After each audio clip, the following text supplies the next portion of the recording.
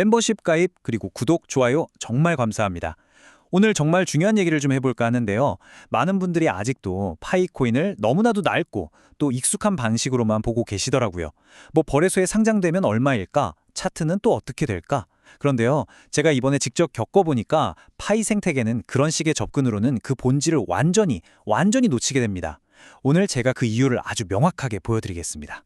네, 바로 이겁니다. 제가 오늘 여러분께 드리고 싶은 가장 핵심적인 메시지예요. 혹시 지금 이 순간에도 파이코인 몇백 개 지갑에 넣어두고 1파이당 가격이 얼마가 될까?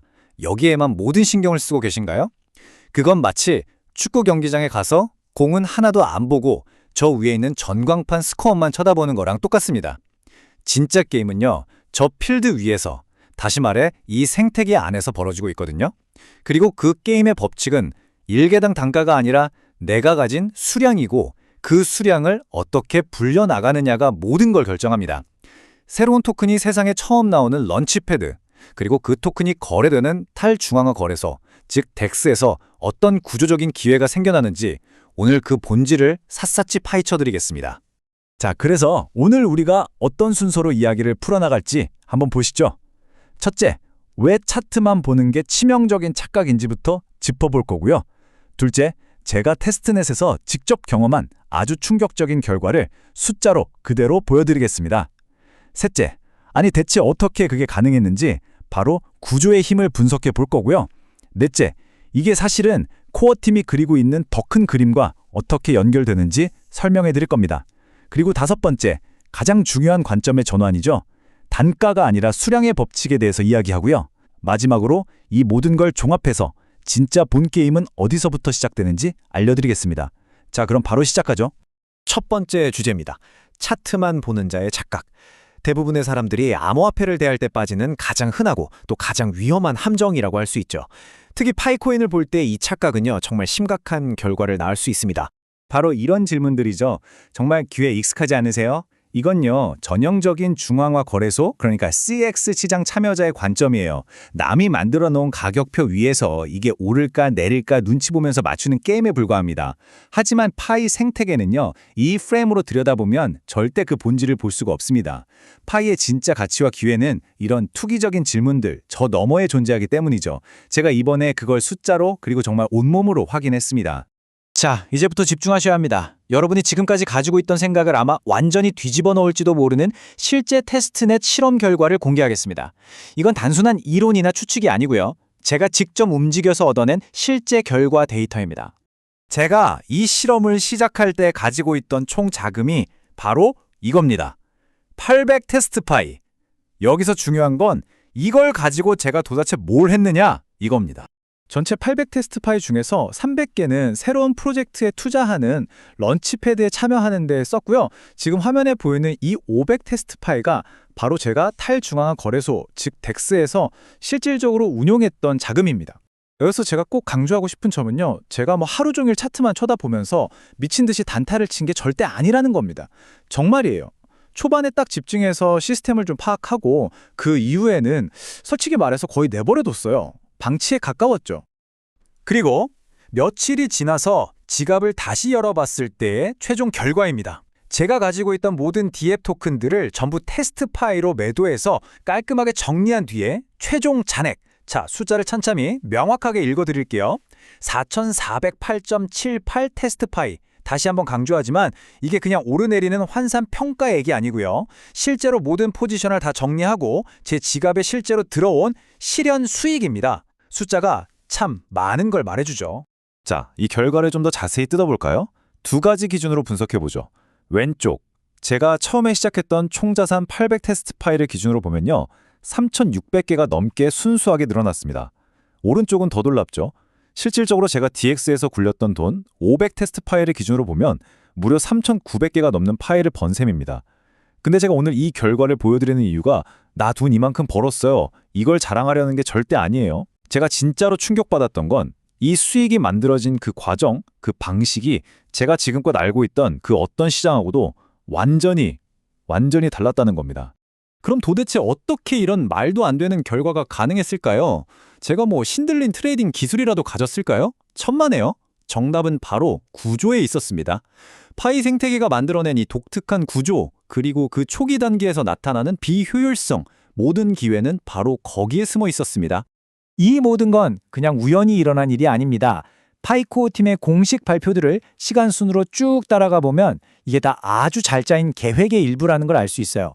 2025년 12월 18일 코어 팀은 DX, 즉 중앙 운영 주체 없이 코드로 돌아가는 탈중앙화 거래소와 AMM, 자동으로 매수자와 매도자를 연결해주는 시장 조성 메커니즘을 업데이트했습니다. 그리고 불과 몇 달 뒤인 2026년 3월 19일 바로 테스트넷 런치패드를 출시했죠.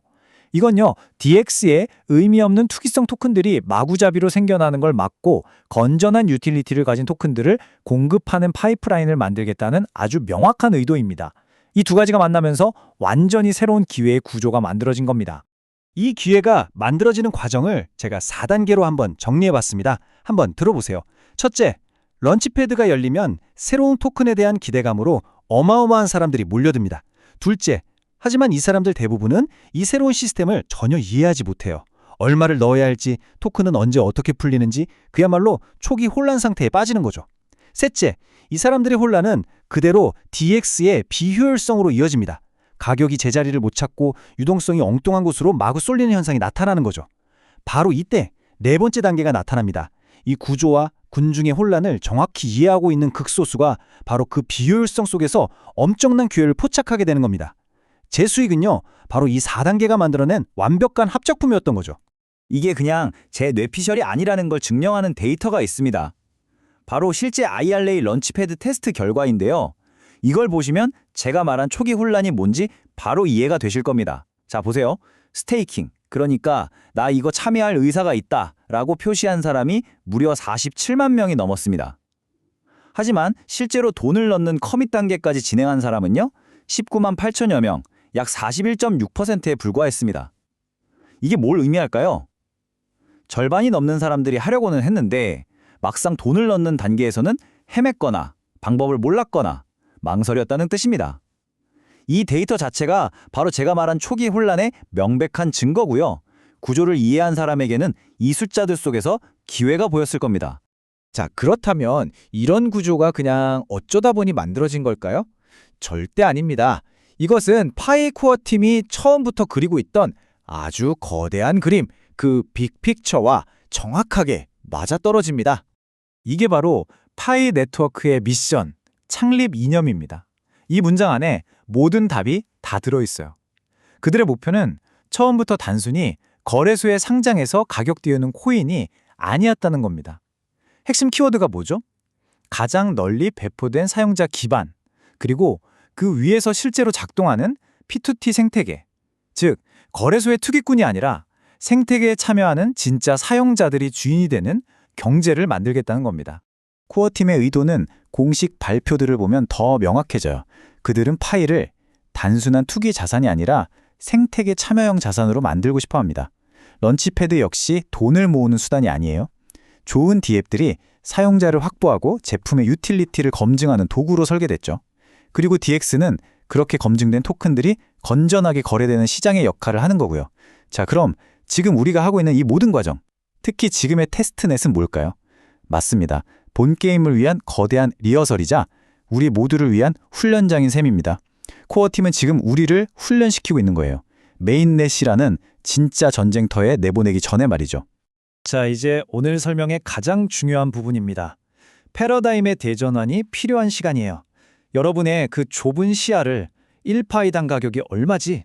여기서부터 그래서 나는 총 몇 개의 파이를 가지고 있지? 라는 거대한 관점으로 옮겨야만 합니다. 이것이 바로 파이 생태계를 지배하는 단가 아닌 수량의 법칙입니다. 이 두 관점의 차이를 한번 보세요. 왼쪽의 차트 추종자는 오로지 1파이당 달러 가격에만 관심이 있습니다. 그들의 활동 무대는 CX이고요. 목표는 달러 수익입니다. 하지만 오른쪽의 생태계 참여자는 근본적으로 달라요. 관심사는 내가 가진 파이 코인의 수량 그 자체입니다. 활동 무대는 파이 월렛과 런치패드, 덱스 같은 이 생태계 내부죠. 그리고 최종 목표는 생태계 안에서의 활동을 통해 더 많은 파이를 확보하고 그 수량을 증대시키는 겁니다. 파이 생태계에서 진짜 부를 쌓는 사람은 의심의 여지 없이 오른쪽에 있는 사람일 수밖에 없습니다. 그래서 저는 앞으로 파이 생태계에서 우리가 지향해야 할 이 수준을 참치 수준이라고 부르고 싶어요. 여기서 참치는 단순히 돈이 많은 고래를 의미하는 게 아닙니다. 파이 생태계의 구조를 꿰뚫어보고 직접 행동으로 옮기는 참여자를 뜻합니다. 지갑을 능숙하게 사용하고 런치패드의 메커니즘을 파악하고 토큰 배정 이후에 DX에서 유동성이 어떻게 흐르는지 추적할 수 있어야 하죠. 그리고 가장 중요한 것, 대다수의 군중이 왜 혼란에 빠지는지 그 심리를 읽고 눈앞의 달러 수익보다 장기적인 관점에서 파이 수량을 늘리는 것을 우선시하는 전략적 사고. 바로 이런 능력을 갖춘 사람들이 미래의 파이 생태계의 진정한 승자가 될 겁니다. 이 말 정말 뼛속 깊이 새겨두셔야 합니다. 1파이 가격이 얼마냐고 묻는 것은요, 시장의 본질을 전혀 모르는 사람의 질문입니다. 진짜 시장은, 진짜 게임은 수량으로 말합니다. 내가 만약 5만 개의 파이를 가지고 있다면 가격이 단 1달러만 움직여도 내 자산은 5만 달러가 움직이는 거예요.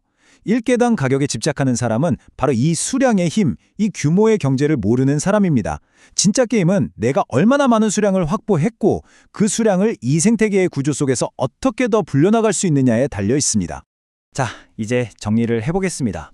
우리는 차트를 넘어선 구조를 봤고 그 구조 안에서 기회가 어떻게 태어나는지 숫자로 확인했습니다. 그리고 코어 팀의 큰 그림과 우리가 가져야 할 관점까지 모두 정리했죠. 그렇습니다. 본 게임은 이제 정말 코앞으로 다가왔습니다. 이제 스스로에게 한번 질문을 던져볼 시간입니다. 오늘 이 설명을 모두 들은 당신은 여전히 외부 거래소의 가격표만 쳐다보는 가격을 보는 사람으로 남으시겠습니까? 아니면 이 생태계 안으로 직접 들어와서 변화하는 구조의 파도를 타는 구조를 타는 사람이 되시겠습니까? 선택은 여러분의 몫입니다. 그리고 그 선택이 여러분의 미래의 결과를 결정하게 될 겁니다. 오늘 제가 다룬 내용은 파이 생태계를 바라보는 근본적인 관점, 그 본질에 대한 이야기였습니다. 껍데기가 아니라 알맹이에 대한 이야기요. 하지만 제가 테스트넷에서 구체적으로 어떻게 움직였는지, 어떤 타이밍에 기회를 잡았는지에 대한 진짜 핵심 전략은 아직 꺼내지도 않았습니다. 지금의 테스트넷은 리허설일 뿐이죠. 진짜 전쟁은 메인넷 런치패드가 열리는 바로 그 순간부터 시작될 겁니다. 그리고 바로 그 본 게임에서 초기 혼란의 순간 어떤 타이밍을 노려야 하는지, 유동성이 어디로 쏠릴 때 어떻게 포지션을 잡아야 하는지에 대한 그런 실전 핵심 전략은 저의 회원 전용 콘텐츠로 더 깊이 있게 다루도록 하겠습니다. 오늘 이 설명을 통해 방향을 아는 것만으로도 정말 큰 수확입니다.